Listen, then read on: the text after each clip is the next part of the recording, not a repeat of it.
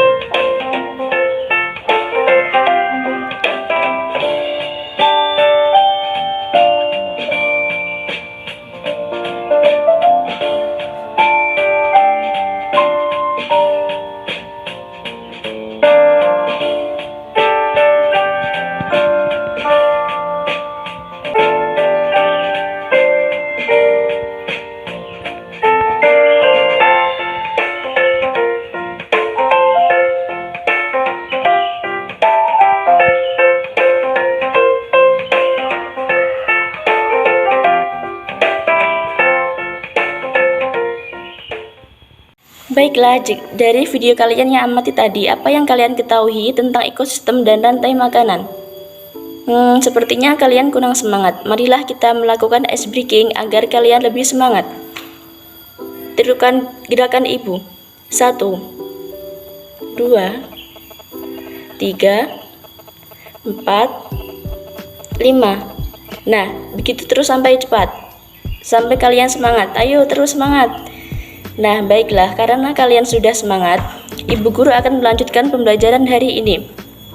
Tujuan pembelajaran hari ini yaitu mengetahui bagaimana sistem ekosistem dan juga jaring-jaring makanan yang ada di sekitar kita. Untuk mengetahuinya, maka kalian harus mengikuti pembelajaran hari ini dengan sangat semangat dan antusias agar pembelajaran ini sangat menyenangkan. Baiklah, sekarang silahkan kalian keluarkan alat tulis, buku, dan pensil dan lain-lainnya. Baik, selanjutnya coba kalian amati gambar yang ada di papan tulis ini. Nah, apakah yang kalian lihat dari gambar-gambar yang ada di papan tulis? Betul sekali, ada gambar padi, ada gambar tikus, ada gambar ular, ada gambar burung, dan yang terakhir ada gambar jamur. Nah, apa sih hubungan dari semua gambar ini? Nah, dari semua gambar ini itu saling berhubungan. Kita bisa sebut dengan rantai makanan. Rantai makanan merupakan peristiwa makan dimakan, di mana padi ini sebagai produsen. Nah, sampai di sini ada yang ditanyakan? Ya, Mbak. Kenapa padi sebagai produsen? Nah, di sini tuh kenapa padi sebagai produsen? Karena tanaman padi itu bisa menghasilkan makanan sendiri sehingga disebut sebagai produsen. Nah, kenapa tikus, terus ular, burung itu tidak sebagai produsen? Karena mereka itu tidak bisa menghasilkan makanan sendiri. Jadi mereka membutuhkan tanaman padi untuk bisa bertahan hidup. Seperti tikus ini membutuhkan tanaman padi untuk bisa bertahan hidup, sehingga tikus disebut sebagai konsumen tingkat pertama. Selanjutnya ada ular. Ular ini makan tikus. Nah, untuk bisa bertahan hidup, sehingga ular disebut sebagai konsumen tingkat 2. Selanjutnya ada burung. Burung ini untuk bertahan hidup itu makan ular, sehingga disebut sebagai konsumen tingkat 3. Dan yang terakhir ada jamur. Jamur ini sebagai pengurai atau dekomposer, yaitu akhir dari perjalanan peristiwa makan dimakan. Begitu. Sampai sini paham? Paham semuanya? Oke, selanjutnya Ibu guru nanti ada tugas. Nah, tugas ini dikerjakan secara berkelompok. Nanti Ibu guru akan memberikan gambar. Nah, gambarnya itu nanti acak seperti di papan tulis ini. Nah, kalau di papan tulis ini kan ekosistem sawah. Nah, nanti Ibu guru akan memberikan secara acak. Nanti ada yang dapat ekosistem air, ada yang mendapatkan ekosistem hutan. Nah, nanti silakan kalian itu berhubung nanti kan gambarnya acak, silakan nanti diurutkan mana yang sebagai produsen, konsumen tingkat 1, tingkat 2, tingkat 3, dan sebagai pengurai. Oke, nanti silakan perwakilan maju ke depan untuk mengambil tugasnya. Berhubung ini tugas kelompok, silakan nanti dikerjakan bersama-sama, didiskusikan bersama-sama, jangan hanya satu yang bekerja. Semuanya paham? Oke, silakan untuk perwakilan kelompok bisa maju ke depan. Oke, untuk kelompok 1 silakan perwakilannya maju ke depan kelas untuk mempresentasikan tentang ekosistem hutan. Silakan, oke. Ya, bagus sekali, tepuk tangannya buat kelompok 1. Ya, jadi untuk kelompok 1 bisa dilihat ya, produsennya adalah rumput, kemudian untuk konsumen satunya adalah kambing, sedangkan konsumen kedua adalah singa. Nah, pengurai di sini adalah ketika singa ini mati, maka bangkai singa ini akan diuraikan oleh bakteri pengurai. Nah, bakteri pengurai ini nanti akan bercampur dengan tanah, kemudian menjadi humus, yang dimana humus ini akan menjadi tempat tumbuhnya rumput. Nah, nanti rumput ini juga akan berfungsi sebagai produsen lagi, yang nanti akan dimakan oleh kambing sebagai konsumen 1. Oke, selanjutnya silakan kelompok kedua tentang ekosistem di laut. Silakan maju ke depan, perwakilannya presentasi.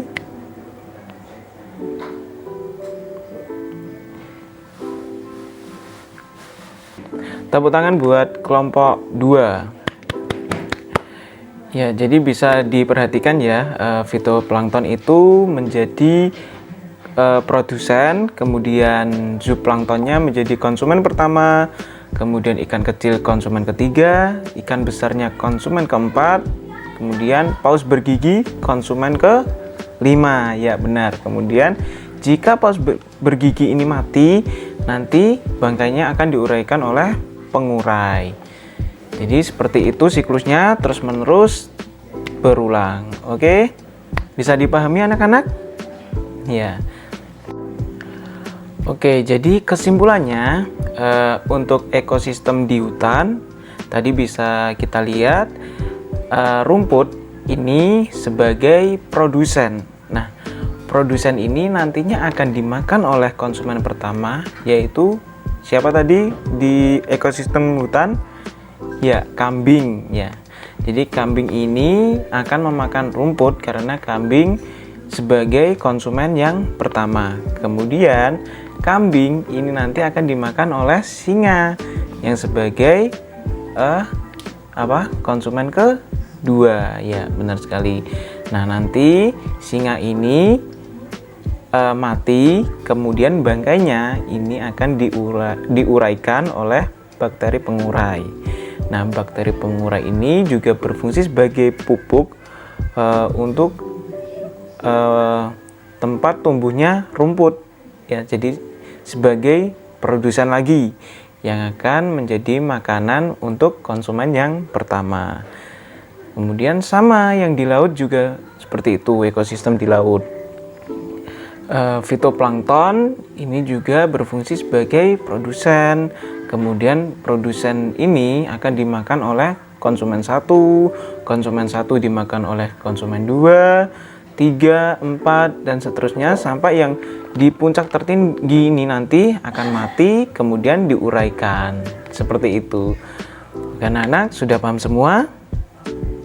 Baik. Oke anak-anak, selanjutnya kita menyimpulkan materi pada kali ini. Oke, jadi rantai makanan adalah perjalanan memakan dan dimakan dengan urutan tertentu antara makhluk hidup yang satu dengan yang lainnya. Dalam rantai makanan terdapat urutan-urutan, yaitu contohnya dalam ekosistem sawah. Jadi yang pertama yaitu padi. Padi dimakan oleh tikus, kemudian tikus dimakan oleh ular. Setelah itu ular dimakan oleh elang. Dengan kurun waktu beberapa hari, elang tersebut akan mati. Setelah mati, elang akan menjadi bangkai, di mana bangkai tersebut sebagai pengurai yang akan tercampur dengan tanah menjadi humus. Urutan tersebut akan menjadi sempurna ataupun seimbang dan lancar apabila urutan tersebut terpenuhi. Jika salah satu urutan tersebut tidak terpenuhi, maka tidak akan seimbang. Jadi dalam rantai makanan harus sesuai dengan urutannya. Ya, oke. Ada satu komponen yang sangatlah berperan besar dalam rantai makanan. Ada yang tahu apa komponen tersebut? Salah, ada yang tahu? Jadi komponen yang sangat berperan besar dalam rantai makanan adalah pengurai. Pengurai adalah makhluk hidup yang menguraikan zat-zat yang semula terdapat dalam tubuh hewan dan tumbuhan yang telah mati. Dapat kita contohkan yaitu jamur dan bakteri. Oke anak-anak, selanjutnya setelah ini ibu akan memberikan lembar soal di mana kalian akan kerjakan di rumah nanti, dan silahkan dikumpulkan pada besok pada materi yang sama. Oke, sebelum kita tutup materi pada kali ini, kita berdoa terlebih dahulu. Mari kita membacakan doa kafaratul majelis. Subhanakallahumma wa bihamdika asyhadu an la ilaha illa anta astaghfiruka wa atubu ilaik. Oke, sekian pembelajaran pada kali ini. Apabila ada kurangnya, Ibu Guru mohon maaf. Wa akhiran, wassalamualaikum warahmatullahi wabarakatuh.